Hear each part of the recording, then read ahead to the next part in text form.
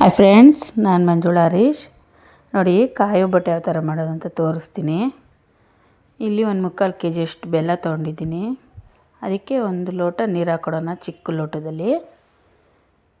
ಅದು ಕರಗಲಿ.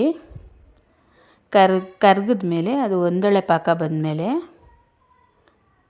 ನಾವು ಕಾಯಿ ಒಬ್ಬಟ್ಟು ಯಾವ ಥರ ಮಾಡೋದು ಅಂತ ತೋರಿಸ್ತೀನಿ ನಿಮಗೆ. ಇದು ಒಂದೊಳ್ಳೆ ಪಾಕ ಬಂದಮೇಲೆ ನೋಡಿ, ಇಲ್ಲಿ ಕಾಯಿನೆಲ್ಲ ತುರಿದಿಟ್ಕೊಂಡು ಮತ್ತೆ ಮಿಕ್ಸಿ ಮಾಡ್ಕೊಂಡಿದ್ದೀನಿ. ಇದೆಲ್ಲ ಸಣ್ಣದಾಗಿ ಮಿಕ್ಸಿ ಮಾಡ್ಕೊಂಡಿದ್ದೀನಿ. ಮತ್ತು ಇದು ಹುರ್ಗಡ್ಲೆ ಮತ್ತು ಏಲಕ್ಕಿ ಕಾಯಿ, ಒಂದು 5-6 ಏಲಕ್ಕಿ ಕಾಯಿ ಹಾಕಿ ಪುಡಿ ಮಾಡಿಟ್ಕೊಂಡಿದ್ದೀನಿ. ಹುರ್ಗಡ್ಲೆ ಹಾಕ್ಕೊಳ್ಳಿ. ಮತ್ತು ಇದು ಎಳ್ಳು, ಬಿಳಿ ಎಳ್ಳು ಸ್ವಲ್ಪ. ಇಷ್ಟನ್ನು ನಾನು ಕಾಯಿ ಒಬ್ಬಟ್ಟು ಮಾಡೋಕ್ಕೆ ಹಾಕ್ಕೋತೀನಿ. ಹುರ್ಗಡ್ಲೆ ಪುಡಿ, ಕಾಯಿನ ಮಾತ್ರ ತುರಿದ್ಬಿಟ್ಟು ಮತ್ತೆ ನಾನು ಮಿಕ್ಸಿ ಮಾಡ್ಕೊಂಡಿರೋದು. ಇದು ಒಂದೊಳ್ಳೆ ಪಾಕ ಬರಲಿ. ಆಮೇಲೆ ಅದನ್ನು ಕಲ್ಲೆಲ್ಲ ಇರುತ್ತೆ, ಅದು ಸೋಸ್ಕೊಂಡ್ಮೇಲೆ ಒಂದೊಳ್ಳೆ ಇದನ್ನೆಲ್ಲ ಇರೋದನ್ನೆಲ್ಲ ಬಂದಿದೆ ನೋಡಿ, ಒಂದೊಳ್ಳೆ ಪಾಕ ಬಂದಿದೆ. ಈ ಥರ ಬರಬೇಕು.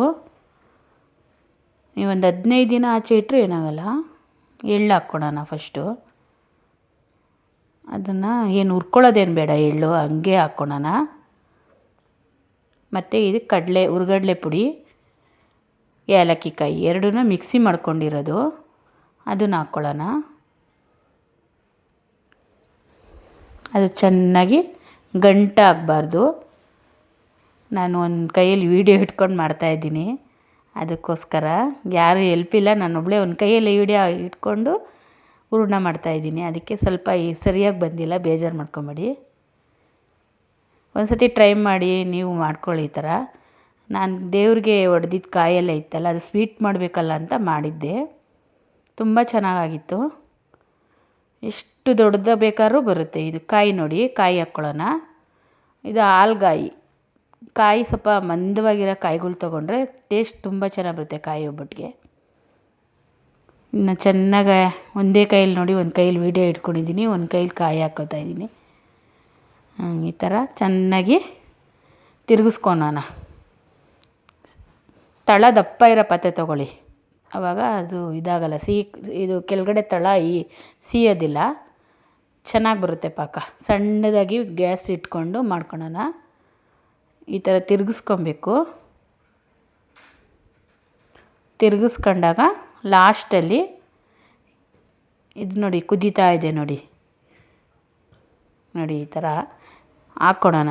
ಅದು ಸ್ಮೆಲ್ಲು, ಅದು ಕಾಯಿದು ಏನಿರುತ್ತೆ, ಹಾಲಿರುತ್ತಲ್ಲ ಕಾಯಲ್ಲಿ, ಅದೆಲ್ಲ ಚೆನ್ನಾಗಿ ಬಿಟ್ಕೊಳ್ಳೋವರೆಗೂ ಪಾತ್ರೆ ಬಿಡಬೇಕು. ಪಾತ್ರೆ ಬಿಡೋವರೆಗೂ ಪಾಕ ಬರಲಿ. ಆಚೆ 15 ದಿನ ಆಚೆ ಇಟ್ಕೊಂಡ್ರೂ ಏನಾಗಲ್ಲ. ಇದು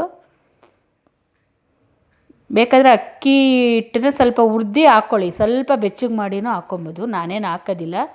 ನಾನು ನೋಡಿ ಬಂದಿದೆ ಪಾಕ, ನೋಡಿ ಎಷ್ಟು ಚೆನ್ನಾಗಿ ಬಂದಿದೆ. ತುಂಬ ರುಚಿಯಾಗಿರುತ್ತೆ.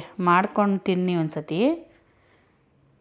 ದೇವ್ರ ಕಾಯಿನ ನಾವು ಖಾರಕ್ಕೆಲ್ಲ ಬಳಸಬಾರ್ದಲ್ಲ, ಅದಕ್ಕೋಸ್ಕರ ನಾನು ಕಾಯಿ ಒಬ್ಬಟ್ಟು ಮಾಡಿದ್ದೆ.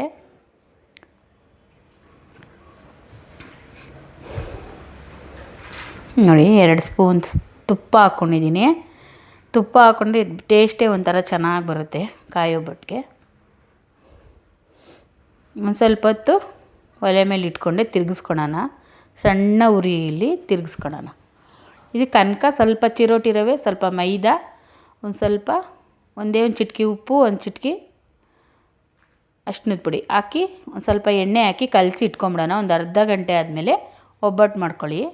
ಮಾಮೂಲಿ ಸೇಮ್ ಬೇಳೆ ಒಬ್ಬಟ್ಟೆಲ್ಲ ಹೆಂಗೆ ಮಾಡ್ತೀರೋ ಅದೇ ಥರನೇ ಇದನ್ನು.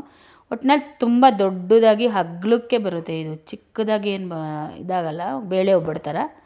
ನಾವು ಹೆಂಗೆ ಸುಡ್ತೀವೋ ಎಳಿತೀವೋ ಅದೇ ಥರ ತೆಳ್ಳಗೆ ಬರುತ್ತೆ ಚೆನ್ನಾಗಿ ಒಬ್ಬಟ್ಟು, ಕಾಯಿ ಒಬ್ಬಟ್ಟು.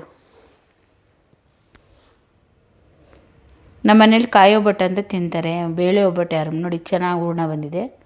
ಇನ್ನು ಸ್ವಲ್ಪ ಒಲೆ ಮೇಲೆ ಇಟ್ಕೊಂಡು ಎಣ್ಣೆ, ಅದು ಮೇಲ್ಗಡೆ ಎಲ್ಲ ಸ್ವಲ್ಪ ಕುದಿಯೋಕ್ಕೆ ಥರ ಬರುತ್ತೆ, ಆವಾಗ ತಳ ಬಿಡುತ್ತಲ್ಲ, ಆವಾಗ ಪಾಕ ರೆಡಿ ಆಯಿತು. ಒಂದು ಸತಿ ಟ್ರೈ ಮಾಡಿ ನೀವು.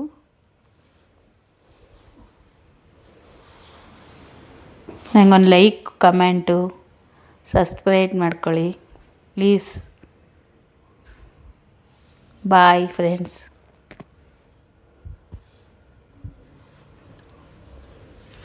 ನೋಡಿ ಒಂದ್ಸತಿ ಟ್ರೈ ಮಾಡಿ.